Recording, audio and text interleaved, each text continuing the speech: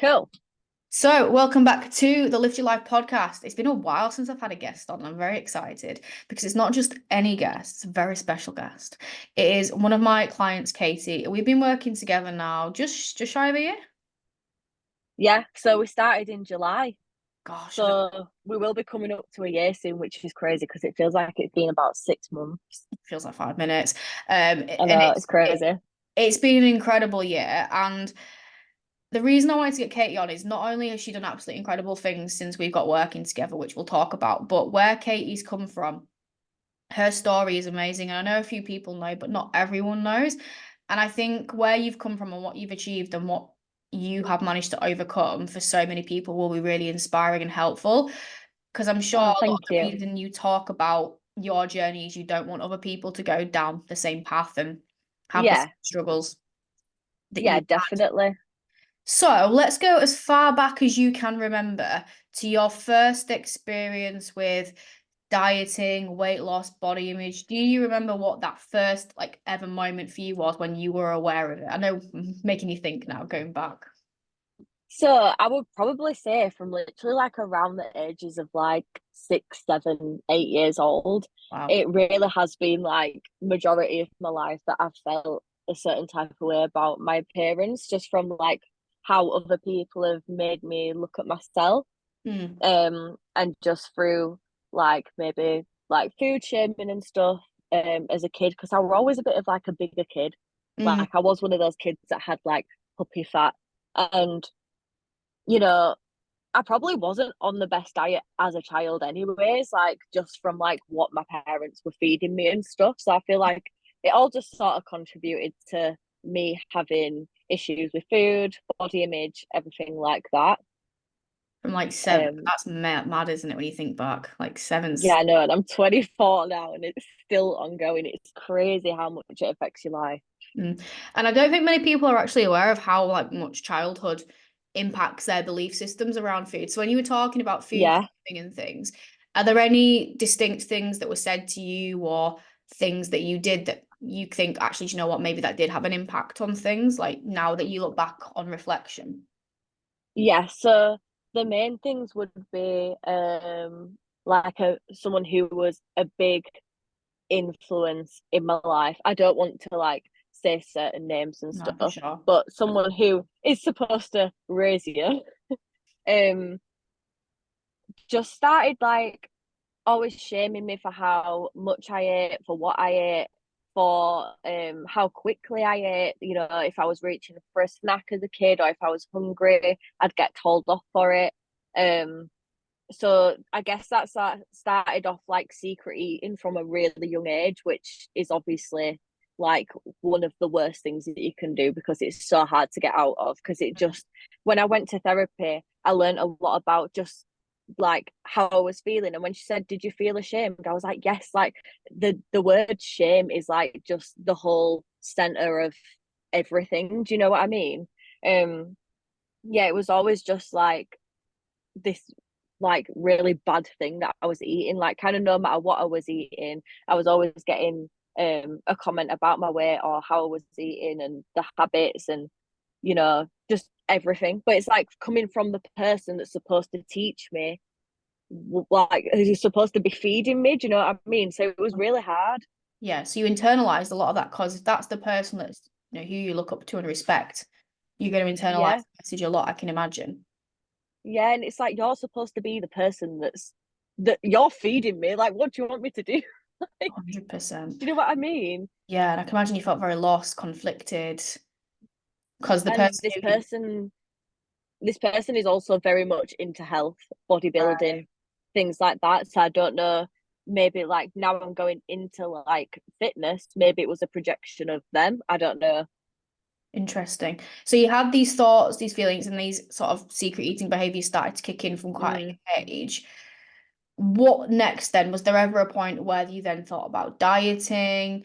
Were you doing anything else to yeah. control food, your body? And again, what sort of age did that start to manifest, if you remember? I feel like I wasn't really starting to diet until I was like 12, 13. Like I just sort of Which is knew that still very young. That's very young yeah, to be on it's a still diet. very young. Yeah. Um, But I will say that me and my sister have both really struggled with the same things in terms of like body image, but she's on the other end of the spectrum, so she was really slim. Um and she also got a lot of shit. Sorry, can I swear? Yeah, absolutely. She also got a lot of shit from this person for not eating enough. So Yeah. it's like we were both going through body image things and both wanting to diet and stuff, but for like different reasons.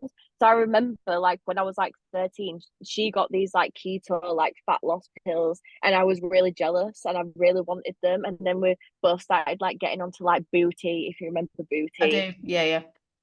Um, and I actually went through a point in my life when I was around 13 where I stopped eating.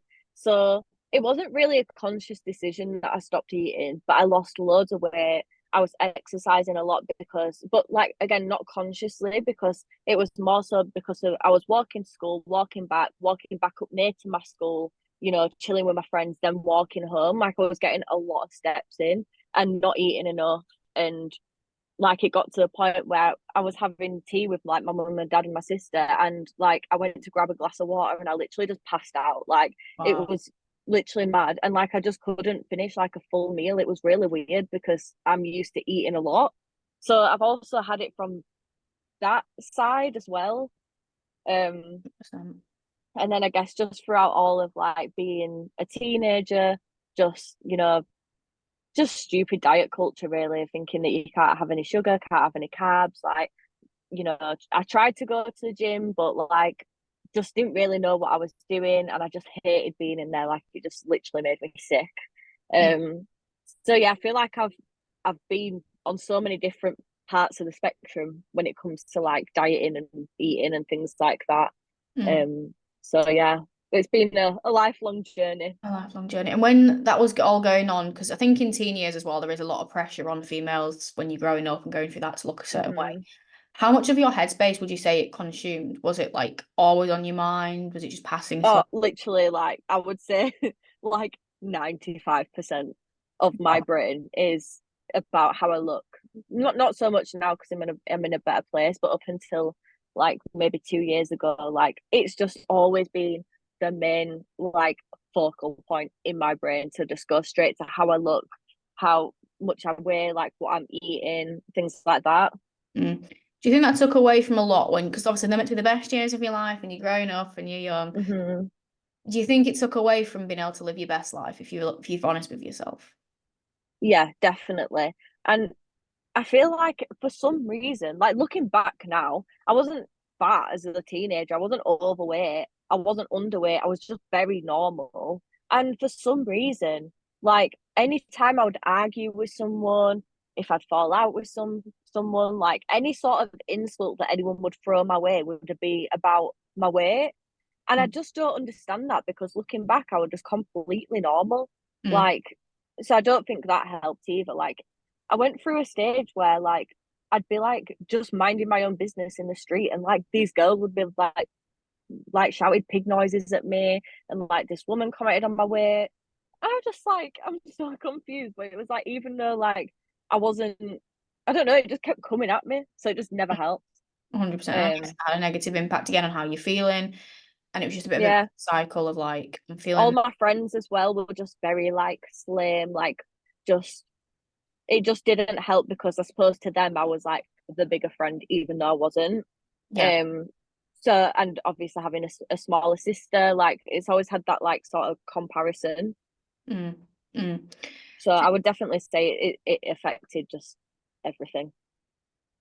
And in terms of you, like self-worth, you as a person, do you think that was impacted? Because we obviously know now, coming out the other Yeah, side, that we are no less of a person, yeah. no matter what shape or size we are. But I Hmm. think when you're especially younger, I know I felt like that. And did you feel like Yeah. that growing up? Like I am not as worthy because I'm not them Oh and yeah. I'm like them.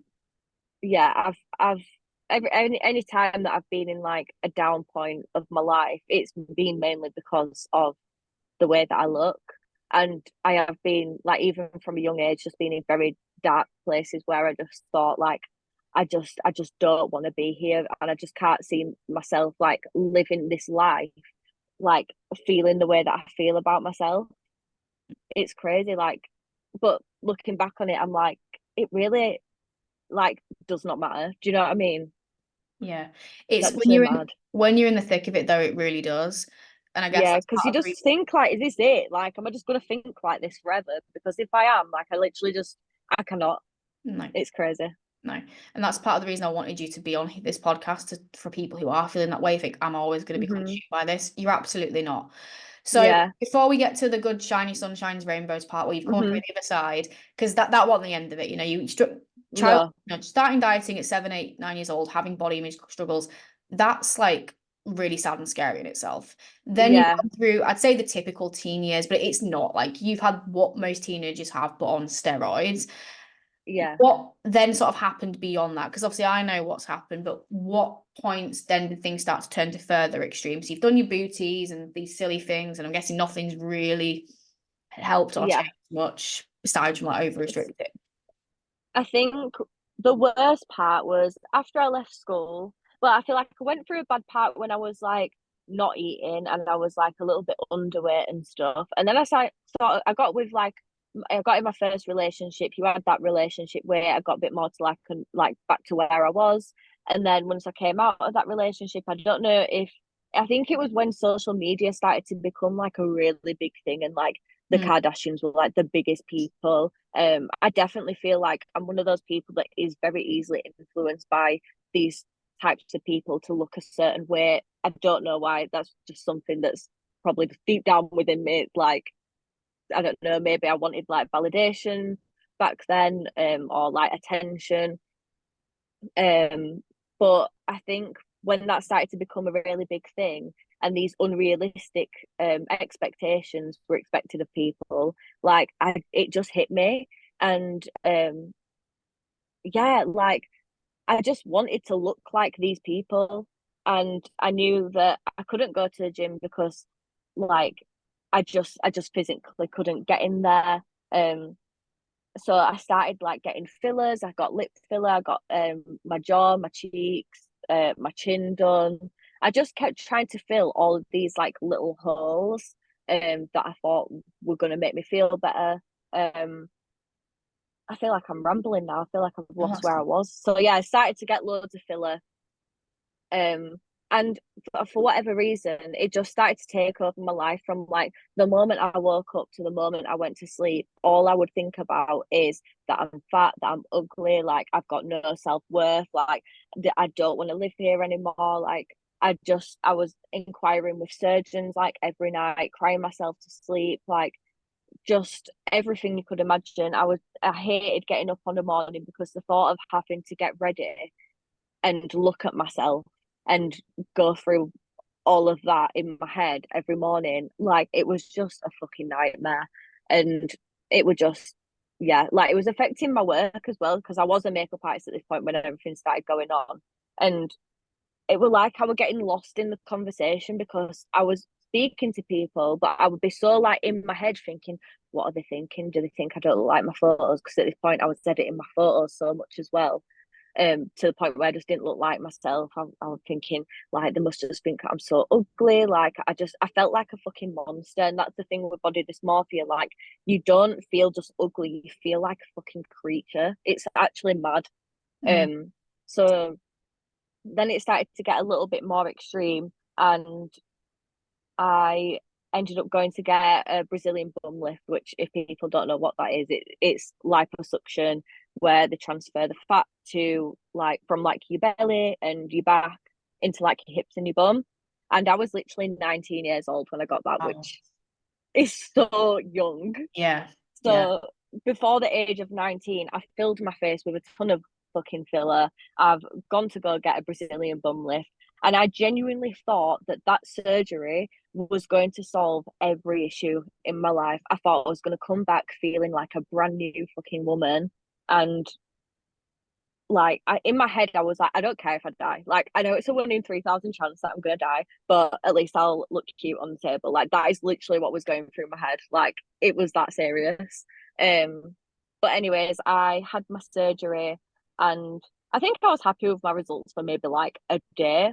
And I got home and I was like, this is not the feeling that I was expecting. Like No, this has not done anything for me no, it's not. because Yeah. I wanted to look like Kylie. Like I that was the goal for me. And because I didn't look like that, because obviously I've not got her surgeon, I've not got her original body type. Like she's probably had about 5 fucking BBLs. Like I looked just like me, but just with a little bit more hips. Do you know what I mean? Like it just was not what I expected. So that was a whole like it literally felt like heartbreak. It like I can't explain it any more than that. I felt heartbroken that I didn't feel the way that I wanted to feel. And then I started to get therapy because I was like, no, like I Enough. can't carry on like this. I can't stop. I can't keep getting filler. I can't keep changing my body. Like there's something wrong with me. And that is when I started to go to therapy, and I discovered that it was body dysmorphia because that was obviously not normal behavior. And it just went beyond like just having insecurities. Mm. So yeah, I learned a lot in my therapy. I did hypnotherapy for a little bit as well, which I found really effective. Um, I did like talking therapy and stuff, and that was how I found out, that it was a lot linked to my childhood and a lot about this shame. Um, and then I took away all of the fillers. Um, and I just it was a bit like exposure therapy, to be honest. Like I had to strip myself back. I had to force myself to just look at myself in the mirror and be like, "This is you. Like this is it. You can't change anything. Like you've just got to accept yourself because you can't keep changing yourself. You're just gonna look crazy." And then I met my current boyfriend as well, which really helped me because he gave me such a fuck it attitude. Like, so what if you've got a fucking double chin or if you've got smaller lips or like, do you know what I mean? Like, who fucking cares? And just sort of that self development. I've been with Kieran for about 4 years, 4.5 years now. So between then and now, it's just been a lot of growth. A lot of just unfollowing influencers, unfollowing these celebrities. Not changing myself for the sake of a trend. It takes a long time, and after meeting you, it's just made all and any sort of like last bits, well, I say any sort, but like I'm just in such a better place now. It's just 100%. crazy. It's been a freaking journey. It has. You should write a book. You should definitely write a book. But even in the last year, like I've noticed a difference. And I'd say, like you said, most of the work's been done even before we got to know each other. But one thing I do want to Yeah. find out a bit more about is the body dysmorphia side, because something that Mm. really frustrates me in this day and age is terms for mental health conditions now just seem to get thrown around like Yeah. just like labels like, oh, I've got anxiety. It's like, no, you're just feeling a little bit worried. That's being a human. Yeah, I I've got agree with that. I've got depression. No, you're having a shit time because you lost your job. That's being Yeah. human, right? And I hear Yeah. it a Yeah. lot Yeah. with body dysmorphia, like, oh, I've got body dysmorphia. It's like you're having a bad body image day. That's being a human. Yeah. So for people listening, because there might be some people and who are like on the fence, like, right, do I have body dysmorphia or do I just struggle a bit with my body image? Because both Mhm. are completely valid. And that's not to say if you just struggle with your body image, it's not a problem, because it absolutely Yeah, is. I completely agree with that because I feel like you say with anything, anxiety, depression, I don't even say that I have body dysmorphia anymore because I don't want to die anymore because of my appearance. Like, Yeah. it really is that extreme. Like when you're literally morphing in your head like every day, thinking that you look like a fucking creature. Like that is body dysmorphia. I would say that you can get a mild sort of body dysmorphia, and I'm sure a lot of people that are getting like fillers and surgeries and things like that to the extreme, um, they might not think they have it, but they probably do. But Mm, like if you're just feeling insecure, like we always feel insecure. Men feel insecure, like we feel insecure. It's part of being a human in it, especially in this day and age. And I still have bad days, but no more than like your average person. Maybe around my cycle when I'm bloated and I'm a bit puffy and stuff. I'll have a bad day, but I won't say, oh, this is my body dysmorphia coming back because it's not. It's just a normal human emotion, isn't it? Yeah, body image is not least like everyone thinks, oh, when you've got positive body image, you'll just love yourself all day and look in the mirror every day like, I am a queen. Yeah, I'm amazing. That's yeah, not true. It's you're gonna have ups no, and downs. Like, because you have some days where you're like, I feel so good. And like, we'll have yeah, a chat about it and you'll tell me about it. And then there'll be times, like you said, where I don't. But the difference now, right, I'm yeah, guessing is you kind of just you can almost see this thought as like, okay, it's a thought, it's not fact. Whereas it sounds like in yeah. the past, it was like, this is my reality and this is taking over my Hmm. day, my mood, everything. Whereas that Oh doesn't yeah. the same now. I would say like I still get thoughts in my head like when I'm eating and stuff, but like I can just be like, shut up, like that's not what you actually think. Like that's just an Mm. old habit that keeps popping up. Like you don't actually think that you shouldn't be eating this, or you can't if you eat this you have to go, take a walk or something. Like you don't actually think that anymore. So just ignore that. Yeah, it's like those old demons. Because I think with mental health things, like they never actually truly go away, but it's being able to Hmm. hear those voices and just go, no, versus Yeah, exactly. straight away acting on them. Like even if I'm like crying, having a breakdown about how I look, like I still can like split it in my head as to like what's my conscious brain and what's my subconscious brain. So then afterwards I'm like, no, I'm literally fine. Like that was just a little, you know. Um but yeah, like it's always gonna be there. It's always gonna be a little trigger, but it's just managing it and being like, no, I don't think like that anymore. Like I don't give a fuck about what I look like to other people, and I don't need that validation anymore. And it's just handling it like that, really. 100%. What for you then helped like through the body dysmorphia? Because to overcome something like that, like I've not had that, but similar things with like my disordered eating, and it's a Mm. road. So what things for you were pivotal in helping to change those thought patterns, not let them consume your day? Like what things helped you out the most? Um, like I was saying, just sort of staying away from filler and just trying to be as natural as possible, just to sort of, on the good days, start learning to love myself for like my own natural features. Because even though when I was in like the thick of like the body dysmorphia, like I would still have some good days. Do you know what I mean?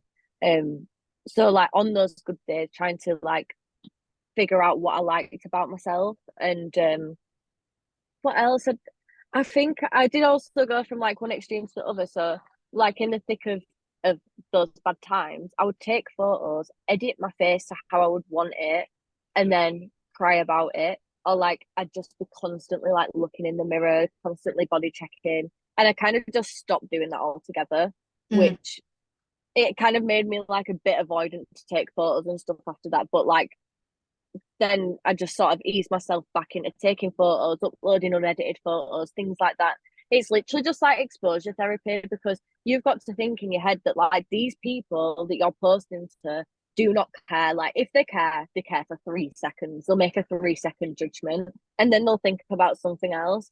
And I just had to keep reminding myself of that like no one cares. No one cares. Like you're really not that special. No one cares about, you know, if your face is a bit wonky or not. Do you know what I mean? And just 100%. like I was looking at people outside and being like, nobody looks like an influencer. I'd be just sitting in a coffee shop and being like, they look normal, they look normal, they look normal. You know what I mean? Like nobody in real life looks like anything you see on Instagram. I'm yet to see someone that looks like that. Yeah. So do you think for people, because it's something that I'm really passionate about with the clients I work with who come with body Mm, image struggles, I'm like, right, look at what you're consuming on social media because that's what you're mm, shaping as your reality. Like you said, yeah, you actually walk through the streets, you go to Morrison's, you go to Costa, just look at the yeah. people around you. So why? Literally no one. You'll see pretty girls, you'll see gorgeous girls, but it's still not what you would see online. No. And you'll see diversity, right? Like you'll see different Mm, shapes, sizes, ethnicities, whereas on yeah, social media, it's just one image. And that's what you shape yeah, as reality. And I don't know about your industry, and I don't know what it's like in your industry, because I guess for a lot of it, you're posting other people. But in my yeah. industry, it's like there's this massive narrative that our body is our business card. And we're trying to really change that Yeah, that must be narrative to really be like, hard. left me in bad situations. So we're trying to really change the narrative of like, you know what, we're just very normal three humans with, you know, Hmm.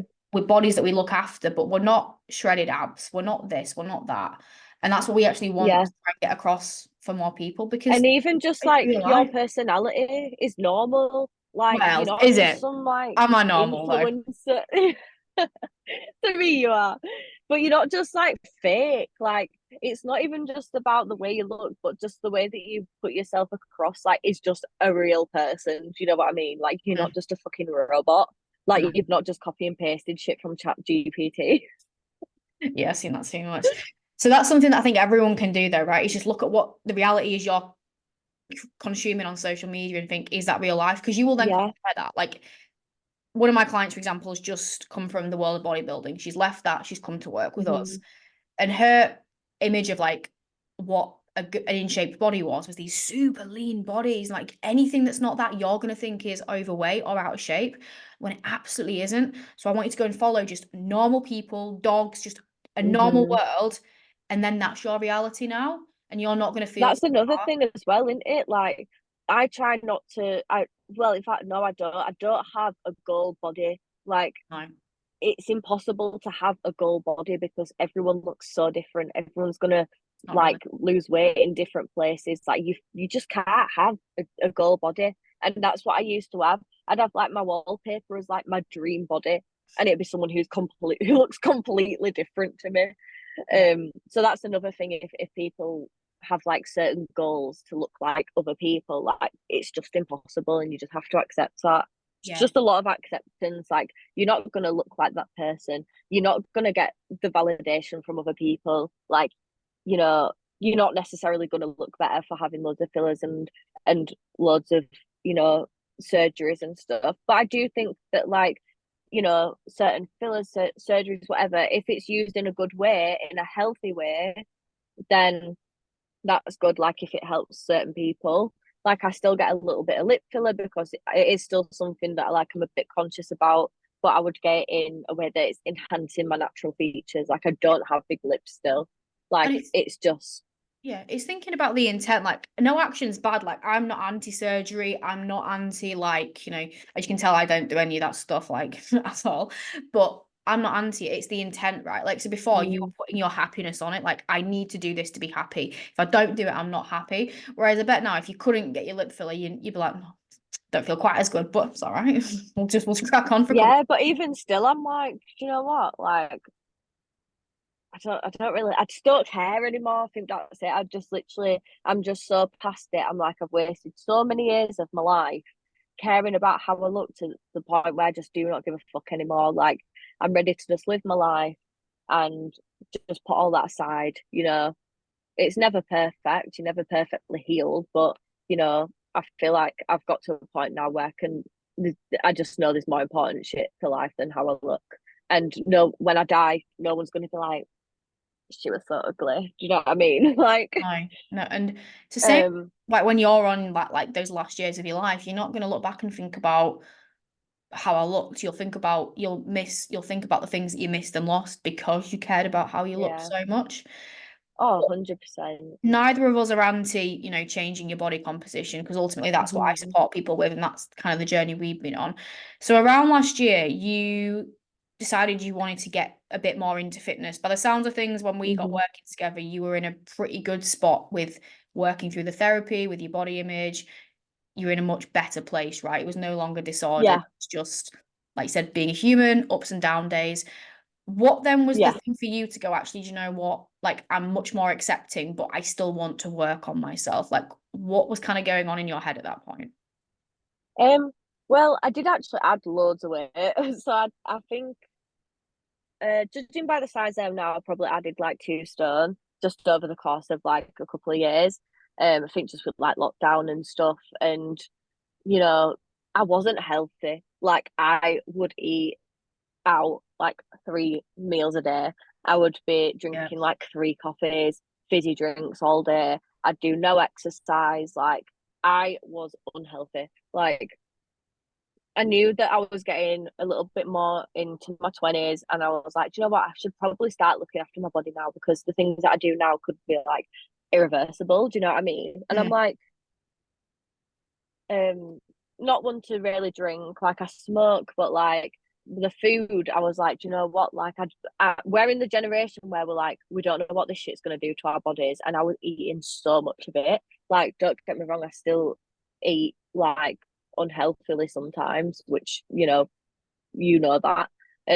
But the extent was ridiculous, like ridiculous. It was just overeating the bad stuff. I remember those first few food diaries. I was like, do you eat anything at home? And it was like, no. I was like, To be honest, I still don't really, but but we make it's better choices now. we do. And it was interesting. And for you, it was really refreshing to hear. I think I remember that first chat. It was like, yeah, I want to, potentially lose a bit of weight, but I just want to feel healthy. I just want to feel good. Hmm. And the intent, like I didn't know the full extent of your story back then to what you wanted to do it for versus maybe what you would have done it for 6 years ago. Completely different. Yeah, but I think that's why it's gone so much better Mm, because my appearance hasn't been the forefront of this whole journey. Do you know what I mean? no. Like, I found myself a few moments, especially now that I'm at the weight I am now, and I've been maintaining and stuff, being like, I need to lose this, I need to lose that. But then, like the last couple of weeks, I've been like, no, I don't. Like, I literally am so much happier the way that I am now. Like, I'm healthier, and that's all that matters. Like, I'm sick of having like a goal weight to work Mhm. towards. Like, I'm trying to let go of that, and if I lose, I lose. Cool. But I just think like having a goal weight to constantly have in your head is just, especially for someone like me, it's too much sometimes. So definitely just, yeah, focusing on my health. Yeah. And what things have like changed the most? Because obviously you've got into the gym, you've made a lot of changes with your nutrition. What has changed the most for you then? Because obviously, yes, you've made physical changes, which I think a lot of people will see and just think, oh my God, she looks amazing. She's done this. Hmm. But I know from working with you, yeah, that has been incredible. But what's changed for you, like mentally and physically, like in your health and stuff, is what is the most incredible stuff. And I don't think people necessarily see that on social media, which is why another Yeah. reason to have a chat about it. So, in as much as you can summarize, what has changed over the last year, really, since really getting into the gym and working on this? Well, first of all, like my physical mobility, like not in terms of like flexibility, but like being able to walk for longer. Like, I ran for like 5 minutes the other day, which I've never been able to do. Like, I couldn't even run for the bus before. Like, doing these really long walks. I remember doing one with my dad. We did like a 5 hour walk or something, and my hips were hurting, my knees were hurting, and we did like a very similar walk last week, and I was completely fine, no pain, no nothing. Just a lot more energy on these walks as well. Like, I won't get as tired when I'm like walking up hills and stuff, which is just really nice because you think, oh, like, I feel so much healthier. um and also just like being healthier, like you get the confidence, and I feel like that confidence is sort of like leaked through into like my work as well. Just feeling more confident in my work, having a bit more like motivation. It's obviously taken a lot of self-discipline, so being able to apply that self-discipline into my work as well has just really, really helps. Just Yeah. everything. I didn't even really think about self-discipline before, but now I feel like it's something I think about all the time, and I think it's really important to have because without the self-discipline, you can't get to any sort of goal. Do you know what I mean? No. And I listened to a podcast once, and it was talking about how if you can't just make a little promise to yourself to like go for a little walk, like how are you supposed to succeed in any other area of your life? And I was like, it's all right. Yeah. I think it's got a very negative connotation as the word discipline because you think of someone like, doing like extremes, but it's just that. It's Mm, like making a promise to yourself and just sticking to it. And as yeah. you said, like none of the things that we've done have been like extremes. It's been the complete opposite, if anything, Hmm. because it's been hard for you and you have had to make changes. Like I said, you've then applied that into other walks of life. And from what I've seen externally, like I remember we had a session in Pure Gym and you were telling me about some of the stuff you were doing with work, and I was like, that's incredible. That is Yeah, but absolutely incredible. I do think it stems from this because yeah, it just makes you think that you can do these things. Like, I never ever thought that I would get to a point where I am now with my body image and my health, and even just losing 2 stone. I've never done that ever. Like, it just makes you think, oh, I can do fucking anything. Do you know what I mean? Yeah.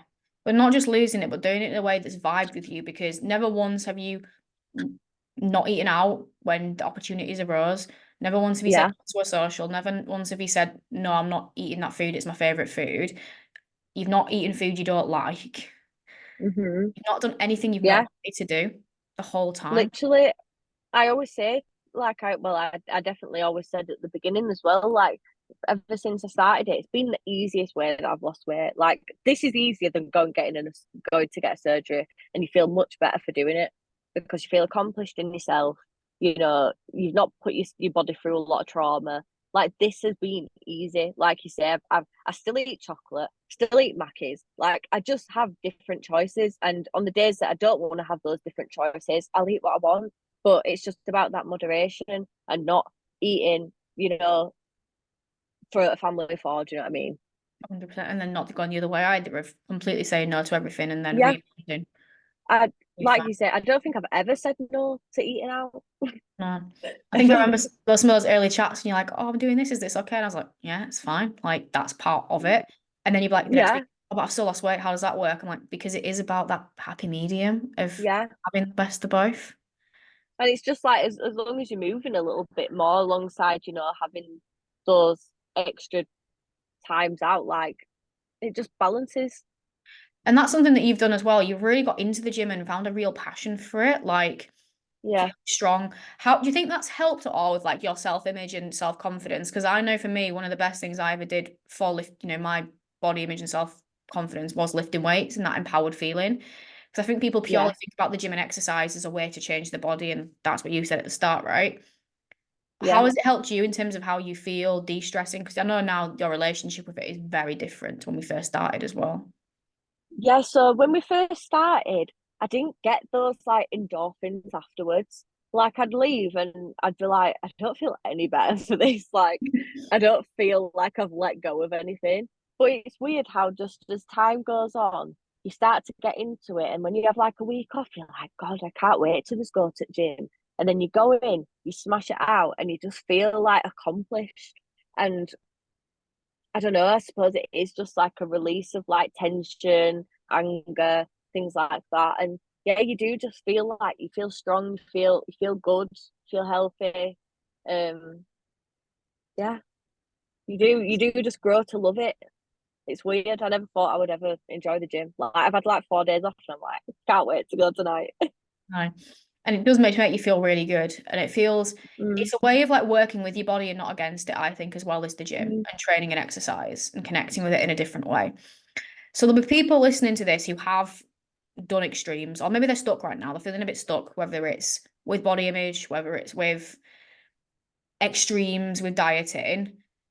With everything that you've gone through, if you could almost give them people just a message of advice of like what you would do in their scenario, what would you do? Because I know that's a very broad thing and it's yeah, everyone's going to be different, but people will be listening to this going, oh my God, she's amazing, she's inspirational, wow, but I'm still stuck. yeah.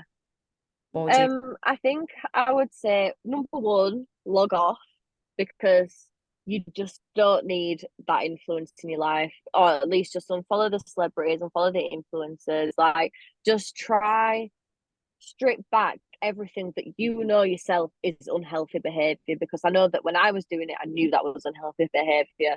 Like, start posting photos of you just you don't have to be natural, but just not over editing. Even if you just edit like slightly less than what you did before, just keep trying to put yourself out there as natural as possible. Just ease your way back into it because it is hard and it's really scary, but you know you can do it. And definitely get yourself a coach. Like, I genuinely don't think that I would have got this far without Lucy. Like, it just, like, I can't describe it. It's like it just changes your life, literally. um get yourself some therapy because you'll be surprised how much therapy genuinely helps. You'll unpack so much stuff that you didn't think was even like related to the issues you're going through now. um just, yeah, just keep trying to do things that are healthy for you. And that's, practice that self-discipline because you also need the self-discipline to get you to do the things that are good for you as well. 100%. It A all bit just goes hand in hand. Yeah. I like to reframe self-discipline as self-compassion Yeah, because self-compassion's a bit nicer. well, there's two sides of self-compassion. There's the self-compassion that's like, well, be kind to yourself, don't beat yourself up. But there's that Hmm. self-compassion that is a bit like self-discipline. It's like, no, you need to do this thing because that's going to make you feel better. It's that fierce compassion. Like that comes out like, when your alarm goes off and you're like, oh, Hmm. but you get out of bed anyway. Why'd you do that? Because you know that you have to get up to go and do your job and do this. Yeah, That's self-discipline and it's also self-compassion.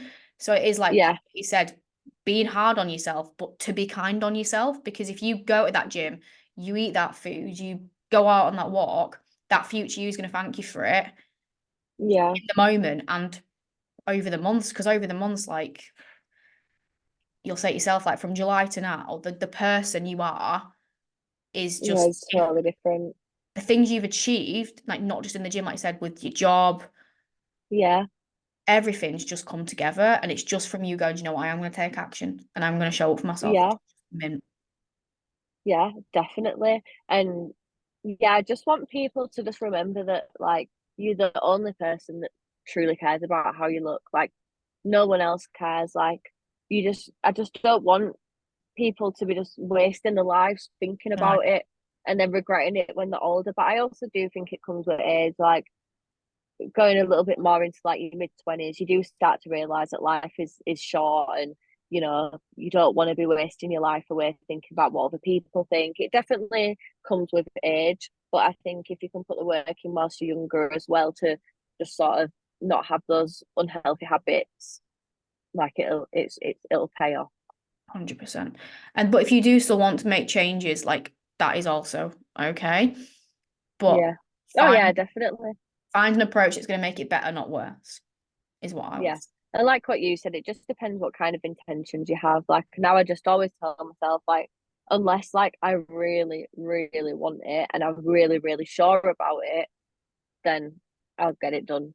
Like I don't just get stuff done off a whim because I've seen it's a new trend, or you Or know, or you, that you'll place your you happiness know. on it. Like this will make me happy. Yeah, yeah, Solve everything. Where it's now it's yeah, like, no.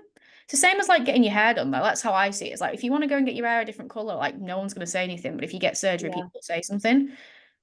It's yeah. I just want people to know that like it really does end, and it really does like you know get better, because I genuinely thought that like at some point in my life like this was gonna be the end of me. Like genuinely, I couldn't see myself carrying on for many more years feeling like this. Not saying that I would have done anything, because I know that I probably wouldn't have, but I knew that like I just couldn't physically cope with the way that I was thinking, and now I don't think like that. here Like you I are. just don't. Here you are now, happy, thriving, smashing Yeah, it with balance. with balance. It's incredible. Yeah, I think it's really which I never positive. thought I'd ever have in my life. Here you are. Never, ever, ever thought I'd have that in my life. Never thought I'd wake up, look in the mirror, and be like, "Oh, you look so good today." Like, slay. But yeah, I do now. So I want people to think that they can get to that. Amazing.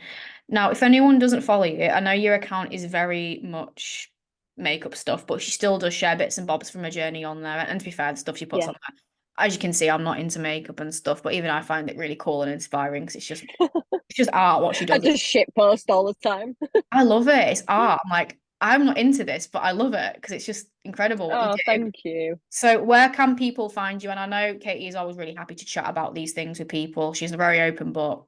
So yeah, where Yeah, my DMs are always open for anyone that's struggling, wants a little bit more advice. It's kind of hard to like cover everything that's on, just off the top of my head as well. I feel like that's another thing, trying to block out half the stuff as well, because it was sure. just awful.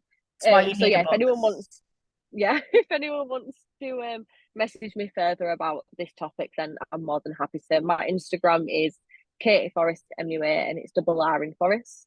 And Amazing. yeah, I'll leave that in the notes as well so people can find you through that. But thank thank you. you so much for your time, Katie. It has been amazing. And for everyone who has listened to this, thank you very much. And I will see you on another episode at some point this week.